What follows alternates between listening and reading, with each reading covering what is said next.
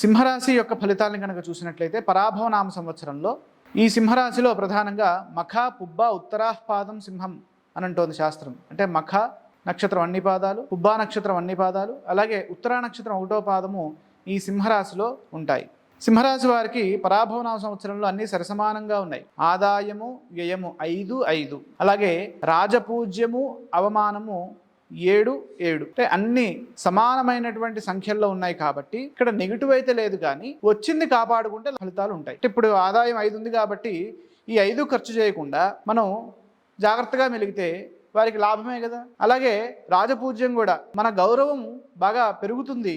ఆ పెరిగినటువంటి గౌరవము తగ్గించుకోకుండా జాగ్రత్తగా చూసుకోవాలి. ఇక ఈ సంవత్సరము కొంత ఓర్పు సహనము అవసరం. కారణం ఏంటంటే 50% అనుకూల ఫలితాలు సింహరాశి వారికి గోచరిస్తున్నాయి. ఒకసారి గ్రహస్థితిని కనుక పరిశీలన చేస్తే లాభస్థానంలో ఉన్నటువంటి దేవగురు బృహస్పతి విశేషమైనటువంటి యోగాన్ని గత సంవత్సర కాలంగా సింహరాశి వారికి ఇస్తున్నారు.